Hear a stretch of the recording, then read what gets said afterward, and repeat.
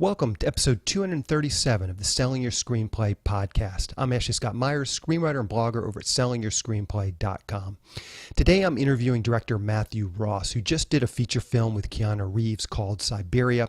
We talked through how this film came together, as well as how he was able to jumpstart his career with his first feature film, Frank and Lola. So stay tuned for that interview.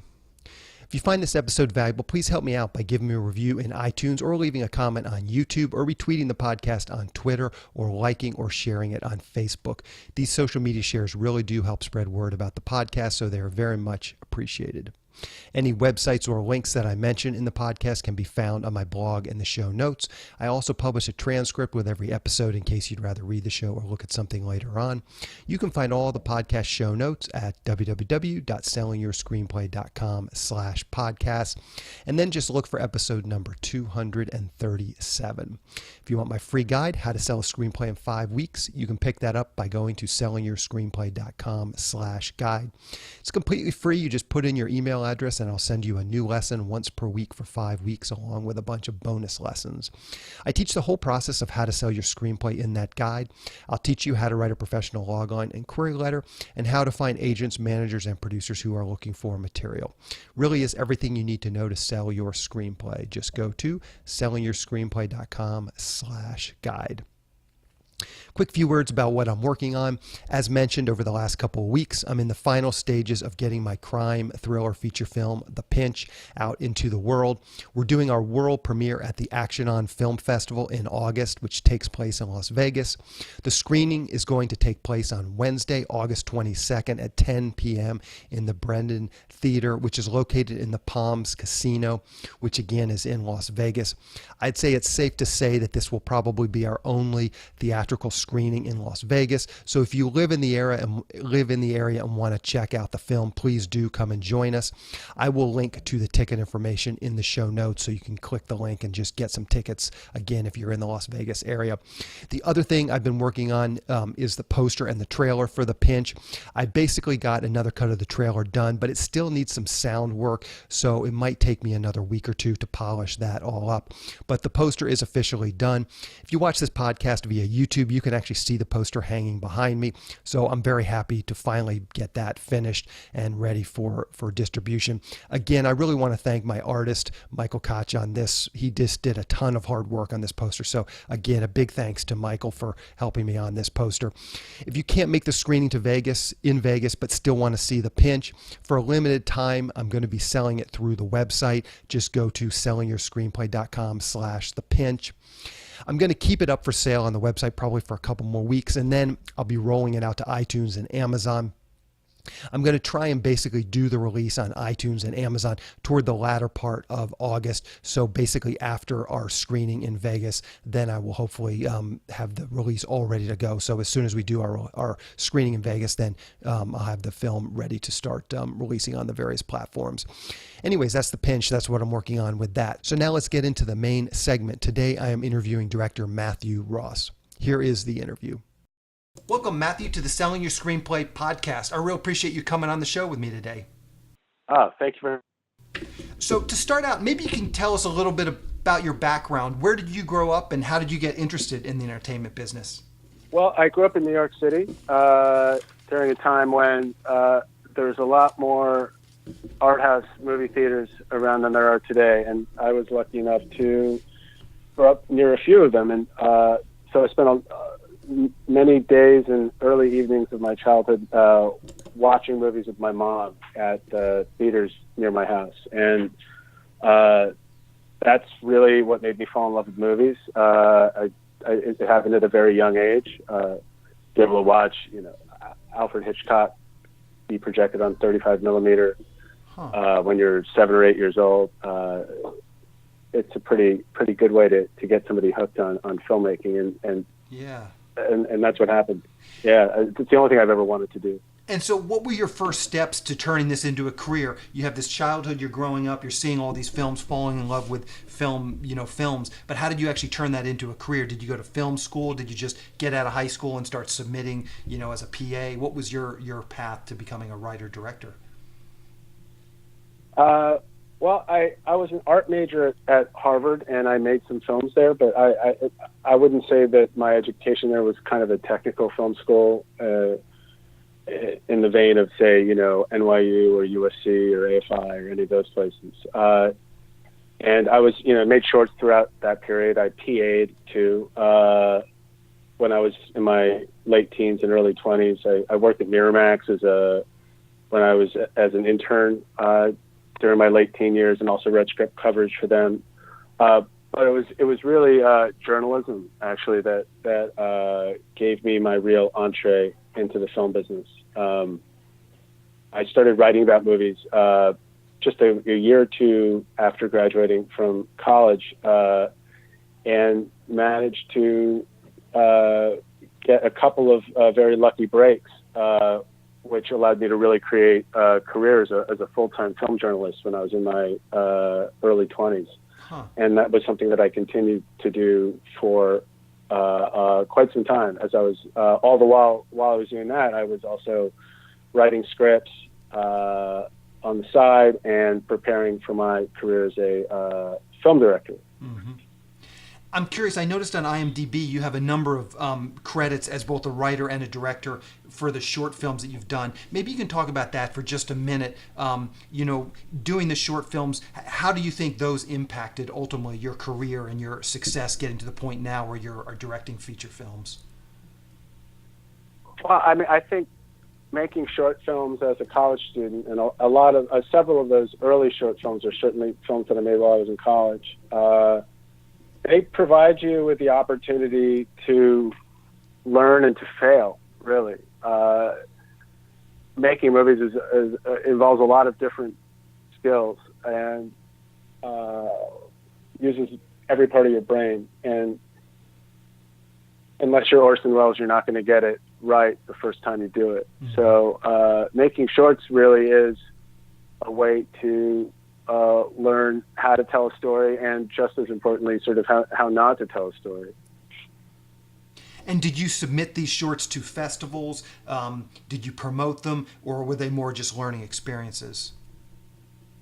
The first few were just in films, and then I guess beginning with Curtis and Clover, which I made when I was about 24 years old.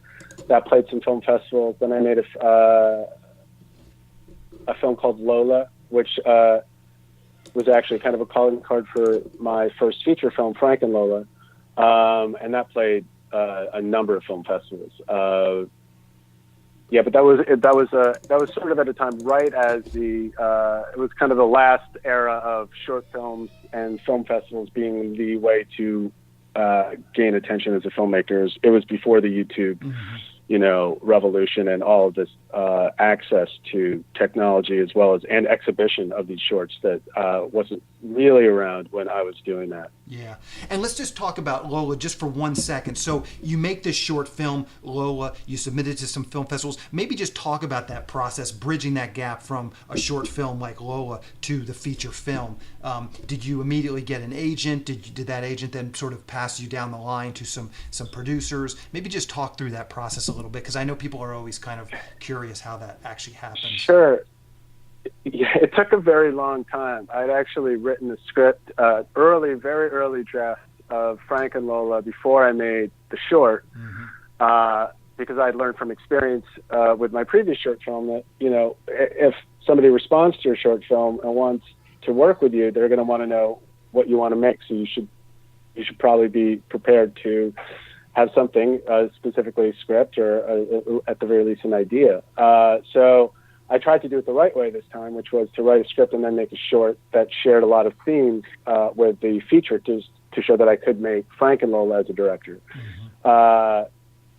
So that's what I did, and the short film I was proud of, and it ended up getting me some terrific producers that were on board the movie, and I had a script ready to go, and I thought the film was going. Frank and Lola would just be a matter of time because that was what all signs were pointing in that direction, and eventually that's exactly what happened. But it just happened to take about 8 years mm-hmm.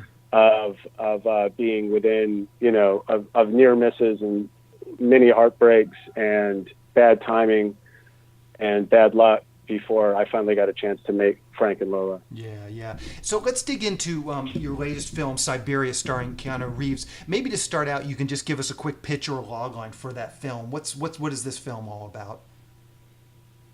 Well, the film tells the story of an American diamond trader named Lucas, played by Keanu Reeves, who travels to St. Petersburg to make a extremely lucrative diamond deal with a very shady criminal in St. Petersburg, except when he arrives there, his partner is missing along with the diamonds that they plan on selling.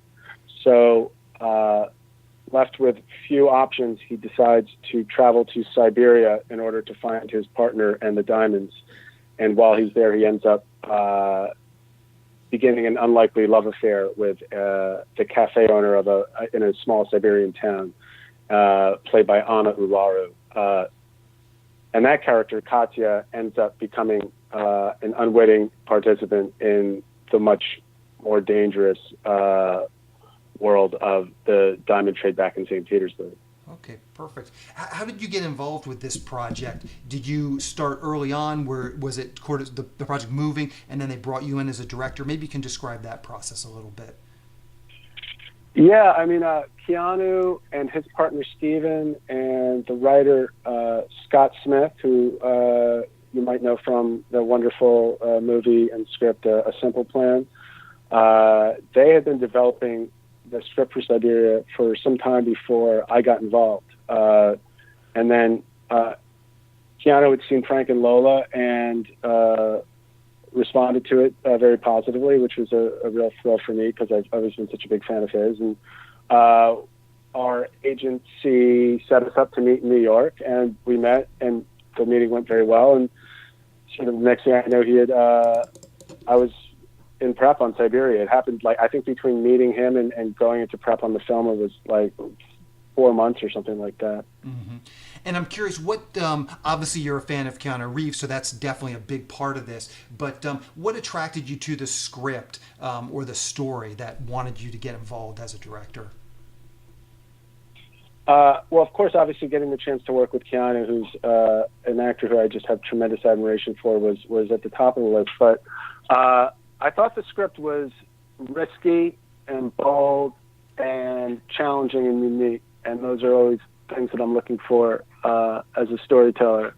I really liked the fact that it wasn't an easily classifiable script in terms of genre, that it worked both as a thriller or a crime thriller as well as a love story, and very, successfully, I thought, straddled those two genres, which is something that I did with my first movie, Frank and Lola, which straddled some similar genres as well as this one. So it just seemed like a very bold, risky challenge with a performer who was fearless in Keanu, and that's kind of what got me hooked on wanting to make this film. Mm-hmm.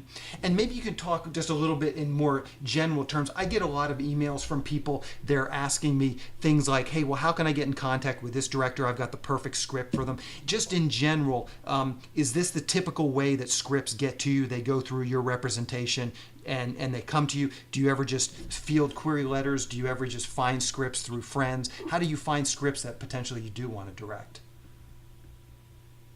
Well, I've only made 2 movies. The first one was a script that was completely my own idea. Mm-hmm. The second one was the situation I just described. So the sample size isn't especially big. Sure. But in general, I would say having in representation, whether it's a manager or an agent, be looking at stuff to send you is very helpful because there's only so much time in the day as a director, and on the other hand, if it's through a personal connection, a friend or a friend of a friend, that's certainly the best way, I think, to get somebody to read something soon. Mm-hmm. But I certainly wouldn't be opposed to reading a blind submission or somebody contacting me through my website, which has some a contact email on it. But I would say a faster read would be to get something through representation. Yeah, sure. So, and maybe just now, sort of looking back as your career took shape, maybe you could just give some advice for up-and-coming screenwriters, and maybe there's even some differences. If someone just wants to be a screenwriter, maybe that's one set of advice, and if someone wants to be a writer-director, maybe that's another set of advice. What advice would you have for these folks that are trying to break in? Well, if it's for those people who are purely interested in being screenwriters, I would say have as many writing samples as you can that you believe in, that you can send out. I think that's for working screenwriters and people who begin who are able to sort of take the step from into professional screenwriting tend to have a lot of writing material. So, keep writing. Don't just stick with one project. If you're trying to be a writer-director, be prepared to really be in it for the long haul, and make sure that whatever story you're trying to tell and whatever script you're trying to make is something that you completely and utterly believe in and are willing to sacrifice almost everything to get made, because that's really certainly what it took for me. Mm-hmm. If I didn't believe in Frank and Lola so much, there's no way I would have spent 8 years trying to get it made. So just make sure that you only get one chance to direct your first film, and ideally you're going to do something that is unique. So find your own voice and stick with it, and that would be my advice. Yeah, so perfect. Yeah, sound advice for sure. How can people see Siberia? Do you know what the release schedule is going to be like? It's going to be in select theaters and on VOD on July 13th. Okay. So check your local listings. Hopefully we'll have an extended theatrical run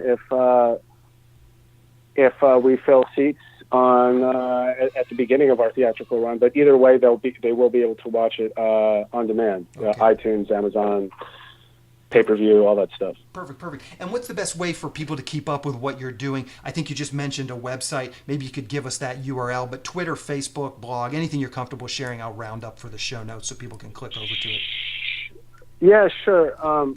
My company's Lola Film, LOLAFILM, and that's kind of the handle that I use for everything. So my website is www.lolafilm.net.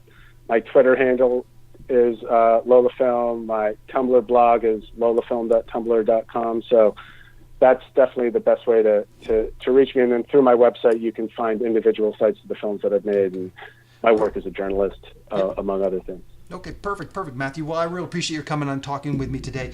Good luck with this film.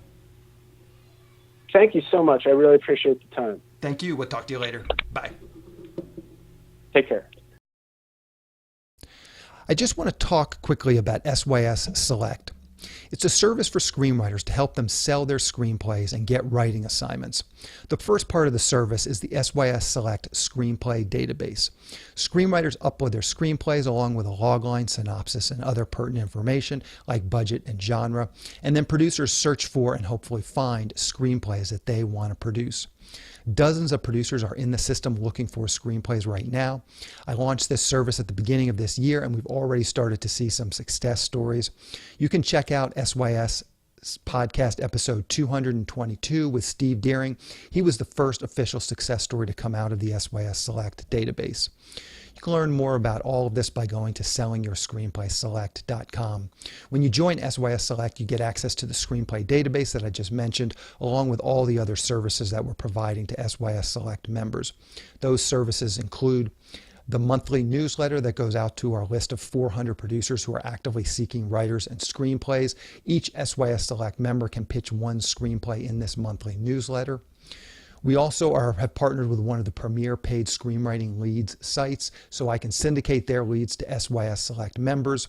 There are lots of great paid leads coming in each week from our partner. Recently, we've been getting 5 to 10 high-quality paid leads per week.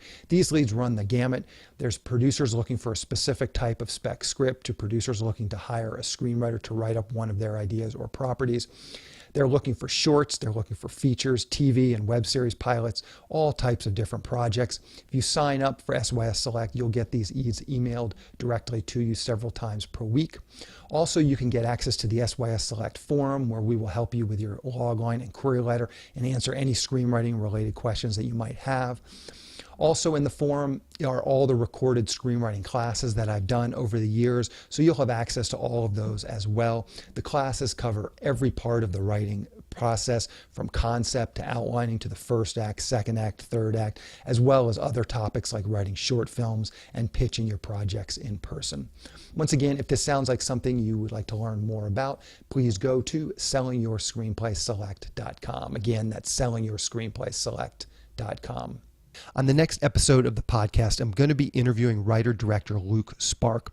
He started off working as a costume designer on films and eventually was able to make the leap to writer-director. We talk about this transition as well as his latest feature film called Occupation, which is a sci-fi action flick about an alien invasion.